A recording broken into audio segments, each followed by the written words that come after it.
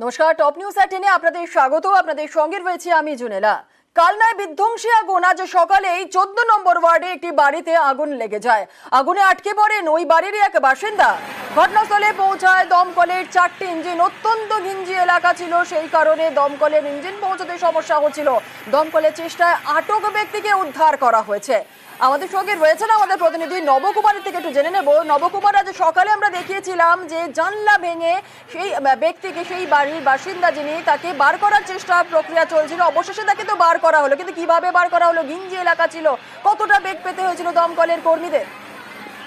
দেখো জুনেলা, কালনার যে শ্যামগঞ্জ পাড়ায় যে 14 নম্বর ওয়ার্ডে যে বাড়িটি, সে বাড়িটি প্রায় 3 তলা এবং 1 তলা এবং 2 তলাতে তাদের জুতোর ব্যবসা ছিল এবং সেখানে জুতো রাখা হতো, কিন্তু তারা 3 তলায় বসবাস করতো। সকালবেলা গৃহকর্ত্রী তিনি বেরিয়ে গেছিলেন এবং ভদ্রলোক তিনি সেখানে শুয়েছিলেন 3 তলার ওপরে।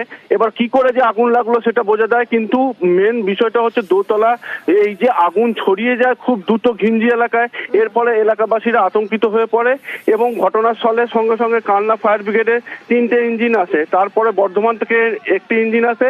এই মুহূর্তে আরো 2টো ইঞ্জিন এলো পূর্বস্থলী থেকে, মোট সংখ্যা দাঁড়ালো 4টে, কিন্তু এখনো আগুন নিয়ন্ত্রিত নয়। কারণ হচ্ছে ঘটনাস্থলে যে ফায়ার ব্রিগেডরা কাজ করবে তাদের ঠিক জায়গা মতন মানে প্রভিশন তাদের ঠিক পাওয়া যাচ্ছিল না প্রথমত। তার পরবর্তীকালে গৃহকর্তাকে জানলা ভেঙে সেখান থেকে উদ্ধার করা হয়, তাকে এই মুহূর্তে হসপিটালে নিয়ে যাওয়া হয়েছে। সিচুয়েশন এখনো কন্ট্রোলে নয় এবং এই মুহূর্তে টোটাল গাড়ির সংখ্যা দাঁড়ালো 6টা ফায়ার ব্রিগেডের গাড়ি রীতিমতন যুদ্ধকালীন তৎপরতায় কাজ চালিয়ে যাচ্ছে। এলাকায় আতঙ্ক সৃষ্টি হয়েছে, পাশাপাশি বাড়িগুলোতে আতঙ্ক হচ্ছে। আগুন এখনো নিয়ন্ত্রণে নয়, দমকলের 6টি ইঞ্জিন ঘটনাস্থলে পৌঁছেছে, আগুন নেভানোর প্রক্রিয়া চলছে। একটু জানতে চাইবো যে আগুন কিভাবে লাগলো, সেই বিষয়ে কিছু জানা যাচ্ছে? গৃহকর্তার সাথে আমরা প্রশ্ন করেছিলাম যে বিষয়টা কি ঘটনা, বলছে যে না, এই ধরনের কোনো রকম দাহ্য জিনিস বা ধূপকাঠি থেকে শুরু করে কোনো কিছু রাখা থাকতো না, কি করে এই আগুন জ্বললো এই বিষয়ে তার মধ্যেও ধোঁয়াশা রয়েছে। রীতিমতন সে বিধ্বস্ত অবস্থায় রয়েছে, সে প্রায় ঘন্টা দুয়েক সেই আটকে ছিল ধোঁয়ার মধ্যে দিয়ে, চোখ মুখ রীতিমতন জ্বালা করছে। তাকে সেই অবস্থায় নিয়ে যাওয়া হলো কালনা হসপিটালে, কিন্তু সে এখনো পর্যন্ত সঠিক কারণ বলে উঠতে পারলেন না যে কি কারণবশত তার ওখানে আগুন লেগেছে। বেশ, একেবারে ধন্যবাদ নবকুমার।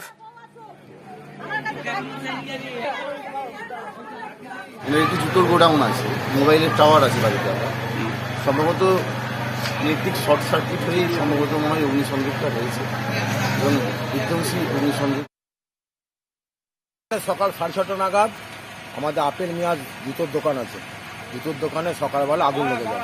কী থেকে আগুন লেগে গেছে বোঝা যায়নি, কিন্তু আগুন লাগার পর সঙ্গে সঙ্গে আমরা ফায়ার ব্রিগেডে খবর দিই এবং আমাদের পাড়ার ছেলেরা, যত পাড়ার ছেলেরা সবাই মিলে আগুন নেওয়ার চেষ্টা করি।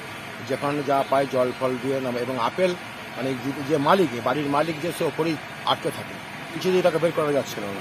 আমরা প্রতিবেশী এবং পাড়ার লোক এবং ফায়ার ব্রিগেডের সহযোগিতা এবং পুলিশের সহযোগিতায় আমরা 3 তলার গ্রিল ভেঙে ওকে বের করে নিয়ে আসি। আপাতত এখন ফায়ার ব্রিগেড জল দিয়ে নেভাবার চেষ্টা করছে, কিন্তু আগুন একদম 1 তলা থেকে 4 তলা পর্যন্ত আছে। জুতোর দোকান আছে, চামড়া যেটা আরো চামড়ার পিচবোর্ডে আগুন আরো বেশি করে ধরে গেছে। কালনায় বিধ্বংসী আগুন। আজ সকালেই 14 নম্বর ওয়ার্ডে একটি বাড়িতে আগুন লেগে যায়। আগুন লাগার কারণ সঠিক জানা যায়নি। আগুনে আটকে পড়েন সেই বাড়িরই এক বাসিন্দা। অনেকটা সময় চেষ্টার পর 3 তলার গ্রিল ভেঙে বার করা হয় সেই ব্যক্তিকে। ঘটনাস্থলে পৌঁছেছে দমকলের 6টি ইঞ্জিন। দমকলের চেষ্টায় আটক ব্যক্তিকে উদ্ধার করা হয়েছে। তবে আগুন এখনো নিয়ন্ত্রণে নয়, অত্যন্ত ঘিঞ্জি এলাকা, সে কারণে বেগ পেতে হচ্ছে দমকলের কর্মীদের আগুন নেভানোর জন্য।